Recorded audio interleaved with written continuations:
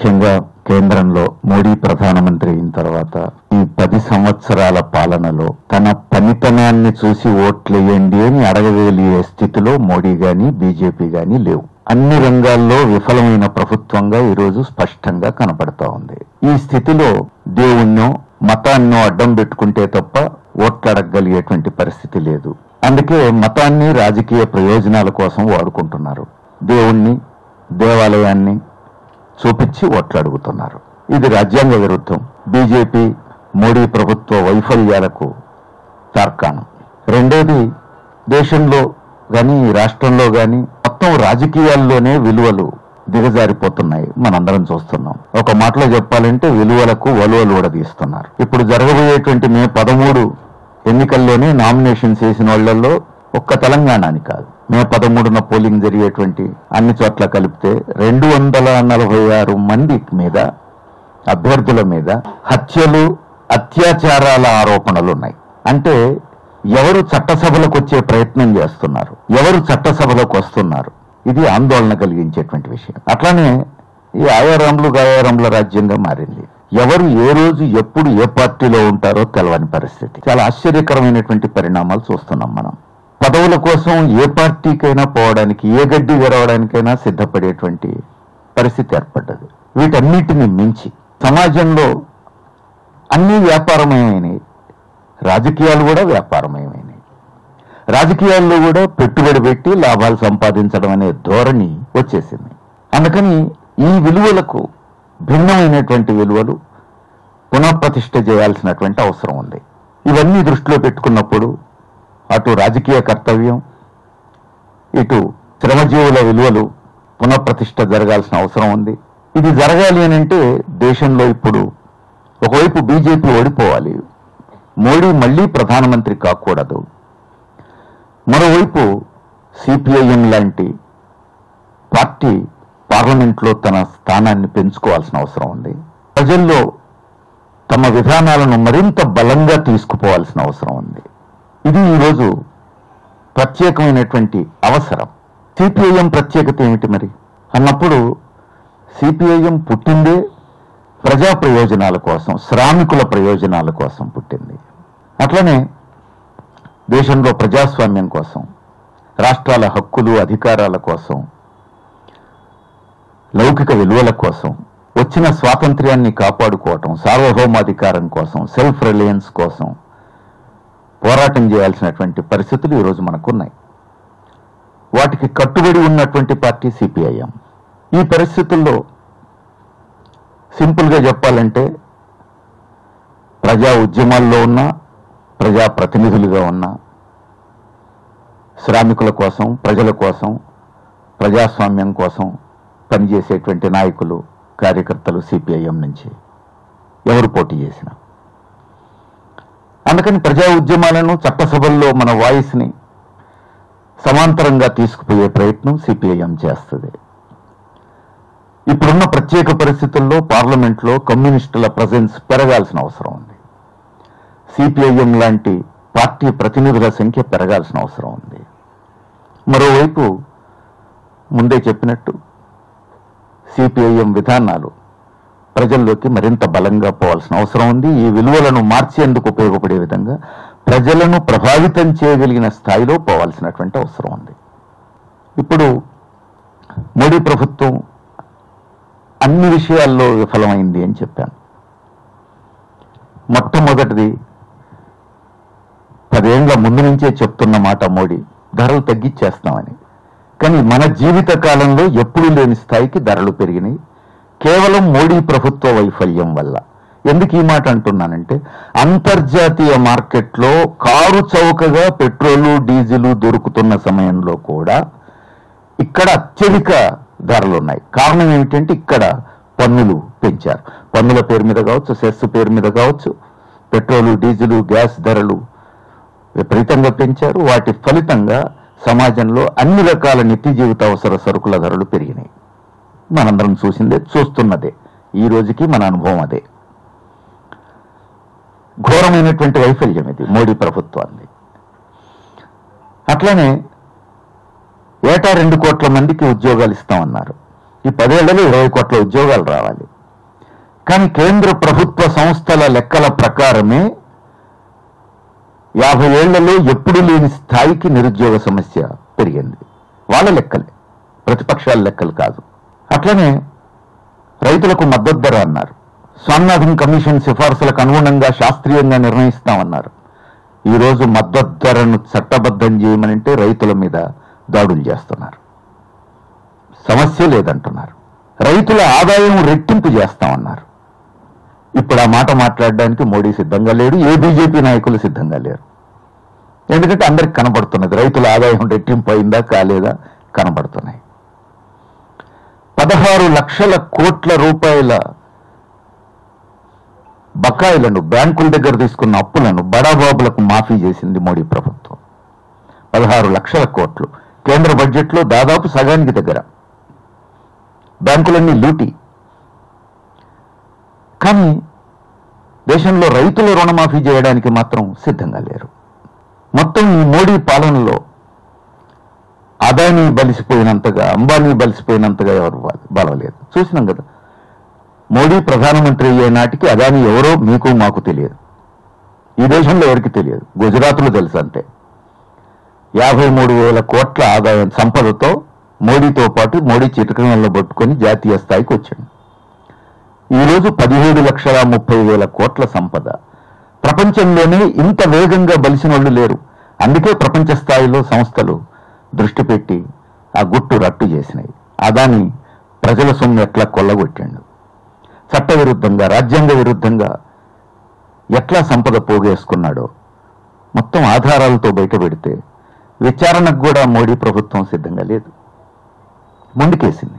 మరోవైపు కార్మిక చట్టాలు రద్దు చేసింది. 100 సంవత్సరాలుగా కార్మికులు కొట్లాడి సాధించుకున్నాయి, బ్రిటిష్ వాళ్లతో పోరాడి సాధించుకున్నాయి.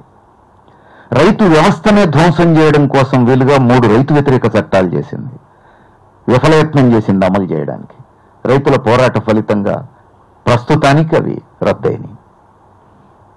దుడ్డుగారిన వాటిని అమలు జరిపే ప్రయత్నం చేస్తున్నాడు.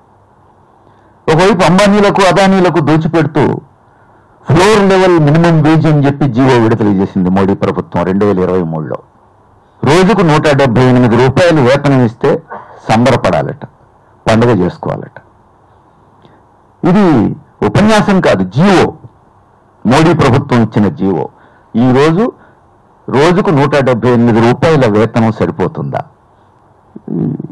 ఏం మాట్లాడుతున్నారు? ఈ ప్రభుత్వం ఏమాత్రమైనా బాధ్యత కలిగిన ప్రభుత్వంగా ఉందా? ఇది ఇప్పుడు ఆ బీజేపీ ఎట్లా తలెత్తుకొని తిరగలుగుతోంది, మోడీ అమిత్ షాలు ఎట్లా తలెత్తుకొని తిరగలుగుతున్నారు ఇట్లాంటి జీవోలు ఇచ్చి అనేది ఇప్పుడు అందరికీ ఆశ్చర్యం కలిగించేటువంటి విషయం. అందుకని చాలా స్పష్టంగా పెద్ద పెద్ద బడాబాబులేమో బలిసిపోతున్నారు.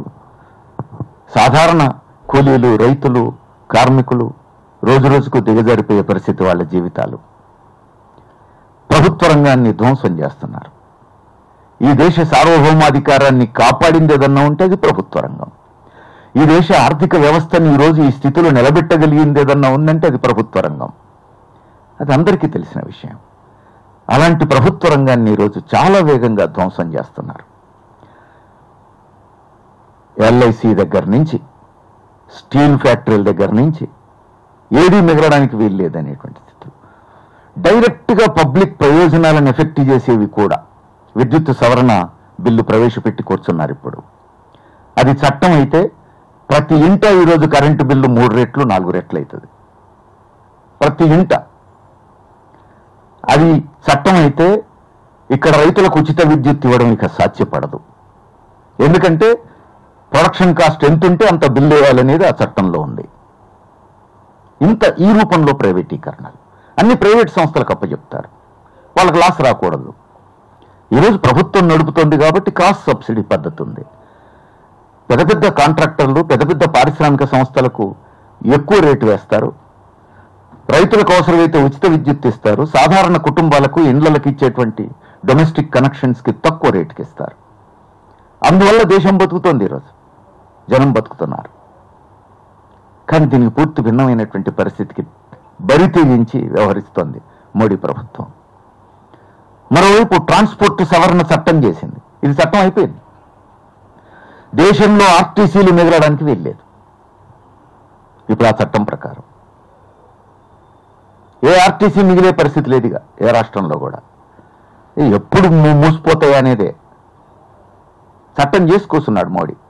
ఇప్పుడు ఈ ఆర్టీసీలు బతకాలి అంటే రాష్ట్రాలు తమ ఖజానాలు ఖాళీ చేసుకోవాలి. ఎంతకాలం ఖాళీ చేసుకోగలుగుతాయి చూడాల్సిందే. అంటే పబ్లిక్ ట్రాన్స్పోర్ట్ కూడా ఎఫెక్ట్ అయ్యే పరిస్థితి. ఈరోజు సవకైనటువంటి ప్రయాణ సౌకర్యం ఏదన్నా ఉంటే ఆర్టీసీ, మనకు తెలుసు కదా, ఆర్టీసీ తర్వాత రైల్వేస్, ఇంకా రైల్వేసే ముందుంటాయి, రైల్వేస్ తర్వాతనే ఆర్టీసీ ఉంటుంది. ఈ రెండు పోతే ఇంకేం మిగులుతుంది? ఇప్పుడు ఆ రైల్వేస్లో కూడా 500 రైళ్లు రద్దు చేశారు, అన్ని ప్యాసింజర్ రైళ్లు రద్దు చేశారు. అత్యంత ఆధునికమైన రైళ్లు ప్రవేశపెడుతున్నాం అంటున్నారు. ఎవరు? అప్పర్ మిడిల్ క్లాస్, ఆ పైవాళ్ళు పోగలుగుతారు. సాధారణ పేద ప్రజానీకం ప్రయాణించేటువంటి ప్రైవేట్ ప్యాసింజర్ రైళ్లన్నీ రద్దు చేసుకొచ్చున్నారు. ఇప్పుడు ఈ సౌత్ సెంట్రల్ రైల్వేలోనే 500 రైళ్లు రద్దు. కాబట్టి ఎవరి ప్రయోజనాల కోసం ఈ ప్రభుత్వం పనిచేస్తుంది అనేది ఇప్పుడు సమస్య. అందుకని ప్రజా ప్రయోజనాలు బీజేపీ ప్రభుత్వానికి పట్టలేదు, మోడీ ప్రభుత్వానికి పట్టలేదు. ప్రజా వ్యతిరేక పాలన చేస్తోంది, బరి తెగించి చేస్తోంది. ఇప్పుడు ఇక సహజంగానే ప్రజల్లో అసంతృప్తి పెరుగుతుంది. చూసింది కదా, గతంలో కూడా గత పాలకులు తప్పులు చేసినప్పుడు కూడా ప్రజల్లో అసంతృప్తి ఎట్లా పెరిగిందో చూస్తున్నారు కదా. వీళ్ళకి కూడా తెలుసు. అప్పుడు వీళ్ళు కూడా ఉద్యమాలకు నాయకత్వం వహించిన వాళ్ళే కాబట్టి వీళ్ళకు బాగా తెలుసు. అందుకని పచ్చి నిరంకుశ పోకడలకు పోతున్నారు. ఇప్పుడు అందరికీ తెలిసిన విషయమే. స్వతంత్రంగా పనిచేయవలసినటువంటి రాజ్యాంగ వ్యవస్థలను, ఈడీ కావచ్చు, ఐటీ కావచ్చు, ఇలాంటి సంస్థల్ని ప్రధానమంత్రి చేతుల్లో ఆయుధాలుగా, హోంమంత్రి చేతుల్లో ఆయుధాలుగా వాడుకొని, బీజేపీ చేతుల్లో ఆయుధాలుగా వాడుకొని ప్రశ్నించే వాళ్ళని బ్లాక్మెయిల్ చేస్తున్నారు, తమకు సహకరించని వాళ్ళని బ్లాక్మెయిల్ చేస్తున్నారు. ఎన్ని నేరాలు చేసినప్పటికీ వాళ్ళ మీద ఈ సంస్థల్ని ప్రయోగించి బ్లాక్మెయిల్ చేసి బీజేపీ కండువా ఒప్పుకుంటే బారాఖూన్ మాఫ్. ఇక వాళ్ళు పవిత్రులైపోయినట్టే, కోనేరులో మునిగి వచ్చినట్టే. లేదు మేము వ్యతిరేకిస్తాము అనంటే జైల్లో కూర్చోవాలి. చూస్తున్నాం, ముఖ్యమంత్రిగా ఉన్న సోరెన్ని, ముఖ్యమంత్రిగా ఉన్న కేజ్రీవాల్ని పెట్టారు. ఈ రాష్ట్రంలో కవితను తీసుకుపోయి లోపలేశారు. అన్ని బ్లాక్మెయిలింగ్ టాక్టిక్స్. ఇప్పుడు ఈ రాష్ట్ర ముఖ్యమంత్రిని బెదిరిస్తున్నారు, బ్లాక్మెయిలింగ్. ఢిల్లీ పోలీసులను పంపి నోటీస్ ఇచ్చారు. ఇవన్నీ బ్లాక్మెయిల్ టాక్టిక్స్. ముఖ్యమంత్రికి ఎన్నికలు జరుగుతుండగా నోటీస్ పంపడం అంటే అర్థం ఏమిటి? జాగ్రత్త, నీ పదవి శాశ్వతం కాదని చెప్పి బెదిరించడమే కదా. దారికి వస్తావా లేకపోతే నీ సంగతి చూడాలని బెదిరించడమే కదా. ముఖ్యమంత్రి స్థానాల్లో ఉన్నవాళ్ళు ఇద్దరు ఇప్పుడు ఆల్రెడీ జైల్లో ఉన్నారు, మరి నువ్వు ఒక్కడికే పోతావా అని చెప్పేసి అడగటమే కదా ఈ బ్లాక్మెయిలింగ్ టాక్టిక్స్. అంతేకాదు, ఒకే దేశం, ఒకే ప్రజ, ఒకే సంస్కృతి, ఒకే ఎన్నికలు, ఒకే నాయకుడు, ఒకే పార్టీ, రాజు. సారాంశం రాజు. ఇక రాచరికమే. ఇంతటి నిరంకుశ పాలన వైపుపోతున్నాడు. మీరు బీజేపీ మేనిఫెస్టో చూడండి ఒకసారి జాగ్రత్తగా, ప్రతి పేజీ జాగ్రత్తగా చూడండి. బీజేపీ మేనిఫెస్టో సారాంశం ఏంటంటే రాబోయేది రాచరికమే. పేరుండదు, రాచరికం అని పేరుండదు, కానీ జరిగేది రాచరికమే. చివరి పేజీల్లో మోడీ బొమ్మ ఉంది, రాజదండంతో ఉంది. ఎక్కడిది రాజదండం? రాజుల కాలంలో ఒక రాజు పోయి ఇంకొక రాజు పట్టాభిషేకం జరిగేటప్పుడు పదవి దిగేటువంటి రాజు చేతికిచ్చేటువంటి రాజదండం. బ్రిటిష్ వాడు పోయేటప్పుడు బ్రిటిష్ వాడికి రాజదండం ఒకటి ఉంటుందని కూడా తెలియదు. కానీ అప్పట్లో కొంతమంది ఆ రాజదండాన్ని తీసి బ్రిటిష్ వాడి చేతి నుంచి మన రాష్ట్రపతి చేతుల్లో పెట్టించారు. జవహర్లాల్ నెహ్రూ కరెక్ట్ పని చేశాడు. ఇది గత చరిత్రకు సంబంధించినటువంటి ఆనవాళ్లు, గత చరిత్రకు సంబంధించినటువంటి గుర్తులు. కాబట్టి పురావస్తు శాఖ కార్యాలయంలో దాన్ని భద్రపరిచారు. ఎవరైనా పోయి చూడొచ్చు, ఓహో గత చరిత్రలో దేశంలో ఇట్లా ఉండేది అని. కానీ మోడీ వచ్చిన తర్వాత దాన్ని బయటికి తీసి బూజు దులిపి ఇప్పుడు దానికి పవిత్రతను చేకూర్చి తమ మేనిఫెస్టోలో రాజదండం పట్టుకున్నటువంటి ఫోటో పెట్టారు. అంటే జరగబోయేదిగా రాజదండం పాలనే తప్ప ఇంకా ప్రజాస్వామ్యం లేదు. అందుకే చాలా మందికి సందేహాలు వస్తున్నాయి. మోడీ అధికారంలోకి మళ్ళీ వస్తే బహుశా ఇదే చివరి ఎన్నిక అవుతుందా, లేదా ఎన్నికలు పూర్తిగా నామమాత్రం అయిపోతాయా? ఇది ఈరోజు దేశంలో అందరినీ ఆందోళనకు గురి చేస్తున్నటువంటి అంశం. అందుకని ఒక నిరంకుశ పాలన వైపు పోతా ఉంది. అది జరగాలి అని అంటే మొత్తం రాజ్యాంగాన్ని ధ్వంసం చేయాలి. ఆర్ఎస్ఎస్ ఈ రాజ్యాంగం అమల్లోకి వచ్చిన రోజే ఈ రాజ్యాంగాన్ని మేము అంగీకరించాలని బహిరంగంగా ప్రకటించింది. ఈ రాజ్యాంగం కాదు ఈ దేశానికి కావాల్సింది మనుస్మృతి అని చెప్పింది, బహిరంగంగా చెప్పింది. ఇదేమి రహస్యం కూడా కాదు. ఈ రాజ్యాంగాన్ని ఏ రోజు ఆర్ఎస్ఎస్ అంగీకరించలేదు. ఆ ఆర్ఎస్ఎస్ రాజకీయ ముద్దుబిడ్డే బీజేపీ. కాబట్టి ఈ రాజ్యాంగం బతికుండడం వాళ్ళకి ఇష్టం లేదు. రెండోది, మనుస్మృతి ప్రకారం కుల వ్యవస్థ ఉండాలి, కుల వివక్ష ఉండాలి, మహిళలు పురుషులకు దాసులుగానే ఉండాలి. ఇప్పుడు ప్రజాస్వామ్యంలో పౌరులందరూ సమానం అంటున్నారు. కులం లేదు, మతం లేదు, ప్రాంతం లేదు, లింగభేదం లేదు, పౌరులందరూ సమానం అంటున్నారు. దళితులు, ఎస్సీలు, ఎస్టీలు, బీసీలు, అగ్రవర్ణాలు సమానం అయిపోతున్నారు. మహిళలు, పురుషులు, ట్రాన్స్జెండర్లు అందరూ సమానం అయిపోతున్నారు. ఇది ఎక్కడి కథ? బీజేపీకి అంగీకారంగా లేదు, ఆర్ఎస్ఎస్కి అంగీకారంగా లేదు. అందుకే ఈరోజు ఈ రాజ్యాంగాన్ని ధ్వంసం చేయాలని, అసలు ఈ రిజర్వేషన్లు ఉండకూడదని. ఎందుకంటే కుల వ్యవస్థ ఇట్నే ఉండాలనుకున్నప్పుడు రిజర్వేషన్లు అట్టడుగున ఉన్న వాళ్ళని క్రమంగా అభివృద్ధి చేస్తాయి, సమాన స్థాయికి తెస్తాయి. అది ఆ ట్రూ స్పిరిట్ లో అమలు జరిగితే, వాళ్ళు కోరుకున్న ప్రకారం అమలు జరిగితే. కాబట్టి ఆ రిజర్వేషన్లు కూడా ఉండడానికి వీల్లేదు. ఇవన్నీ జరగాలి అని అంటే ముందు రాజ్యాంగం పోవాలి. ఇది మత రాజ్యాంగం వైపు వెళ్ళాలనేటువంటి ప్రయత్నం, మతపరమైన విభజన సృష్టించేటువంటి ప్రయత్నం చేస్తున్నారు ప్రజల్లో. ఓట్ బ్యాంక్ రాజకీయం, 20% 80% ఇది పట్టుకొచ్చాను. అంటే ఓట్ బ్యాంక్ రాజకీయం, 80% ఓట్ బ్యాంక్ తయారు చేసుకునేటువంటి ప్రయత్నం. మతాన్ని రాజకీయ ప్రయోజనాల కోసం వాడుతున్నారు. వీటన్నిటి పర్యవసానంగా మళ్ళీ బీజేపీ అధికారంలోకి వస్తే జరగబోయేది ఏంటి? ప్రజాస్వామ్య లౌకిక పునాదులతో ఉన్న మన రాజ్యాంగం ధ్వంసం కావటం, మళ్ళీ మనుస్మృతి రావటం, మతరాజ్యం, రాచరిక పాలన లాంటి పచ్చి నిరంకుశ పాలన రంగంలోకి వస్తుంది. అందుకే ఈ రాజ్యాంగాన్ని కాపాడుకోవాలి, ప్రజాస్వామ్యాన్ని కాపాడుకోవాలి, ప్రజల మధ్య విభజన సృష్టించేటువంటి ప్రయత్నాలను అడ్డుకోవాలి. ఏ ప్రభుత్వం వచ్చినా శ్రామికులు ఐక్యంగా కొట్లాడొచ్చు, కొట్లాడి పాలకుల మెడలోంచొచ్చు. కానీ బీజేపీ అధికారంలోకి వస్తే శ్రామికుల ఐక్యతకే చిచ్చు పెడుతోంది. అది కీలకమైన విషయం. మతం పేరుతో చిచ్చు పెడుతోంది, మతాన్ని వాడుకుంటోంది. అందుకనే మతం పేరుతో ప్రజల మధ్య చిచ్చు పెట్టేటువంటి ఈ పార్టీ, దేశ సమగ్రత సమైక్యతలకే ముప్పు తెచ్చేటువంటి ఈ పార్టీ మళ్ళా గెలవద్దు, మోడీ మళ్ళా అధికారంలోకి రావద్దు. ఈ లక్ష్యంతో సిపిఐఎం స్పష్టంగా ఒక నిర్ణయం తీసుకుంది. దేశంలో ఒక గొప్ప పరిణామం ఈ కాలంలో జరిగింది. మీరు గత 30 సంవత్సరాల చరిత్ర అంతా చూస్తే బీజేపీకి వ్యతిరేకంగా ఉన్న పార్టీలు కూడా ఎవరికి వాళ్ళు పోటీ చేసేటోళ్ళు. ఎన్నికలు అయిన తర్వాత, రిజల్ట్ వచ్చిన తర్వాత వచ్చిన సీట్లను బట్టి బీజేపీ మళ్ళీ అధికారంలోకి రాకుండా చేయడం కోసం ఎవరెవరు సహకరించుకోవాలో చూసేటోళ్ళు. కానీ ఈసారి ఒక గొప్ప మార్పు జరిగింది. బీజేపీని వ్యతిరేకించే పార్టీలన్నీ ఎన్నికలకు ముందే ఒక దగ్గర కూర్చొని మేమంతా బీజేపీని వ్యతిరేకిస్తాం, ఓడిస్తాం, అధికారంలోకి రానివ్వమని ప్రకటించారు. దానికి ఇండియా అని చెప్పేసి కూటమి పేరు పెట్టుకున్నారు.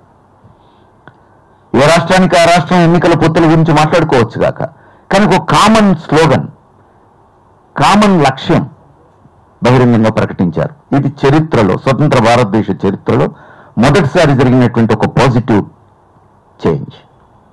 ఇది దేశ ప్రజలకు ఒక కాన్ఫిడెన్స్ని ఇస్తోంది. మోడీ అంటే సీతయ్య అనుకుంటున్నారు కదా ఇప్పటిదాకా. సీతయ్య ఎవరి మాట వినడు అని మనకు తెలుగు సినిమా డైలాగ్ ఉంది ఇక్కడ. ఆయన తన క్యాబినెట్లోనే ఎవరి మాట వినడు అని చెప్పి కాదు. అట్లాంటి వాడిని గల్లా పట్టుకొని మెడలుంచగలిగింది రైతాంగ ఉద్యమం. ఇప్పుడు అలాంటి మోడీ మళ్ళా ప్రధానమంత్రి కాకుండా చూడడం కోసం వ్యతిరేకించే పార్టీలన్నీ ఒకే వాయిస్ని ఇవ్వగలుగుతున్నాయి. ఇది దేశ ప్రజానీకానికి, ప్రజాస్వామ్యవాదులకు ఒక కాన్ఫిడెన్స్ని ఇస్తోంది. ఈ కాన్ఫిడెన్స్ ఫలితాన్ని ఇస్తోంది. మేము చూస్తే మొదటి 2 దఫా ఎన్నికలు అయిపోయిన తర్వాత అసలు మోడీ భూమి మీద నిలబడే పరిస్థితి లేదు.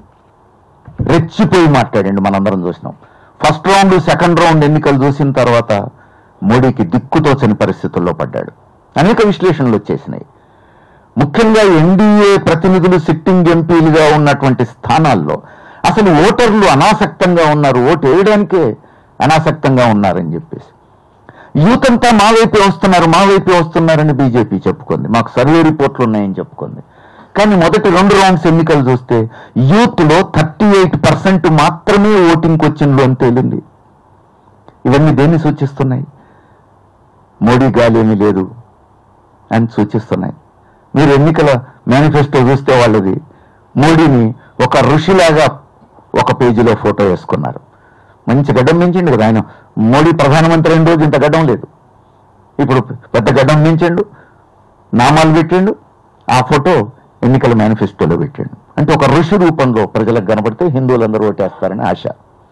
కానీ ఎవరు ఇవి పట్టించుకోలేదని తేలిపోయింది. ఇప్పుడు జనం నిరుద్యోగాన్ని చూస్తున్నారు, ధరలను చూస్తున్నారు, మహిళల మీద లైంగిక దాడులను చూస్తున్నారు.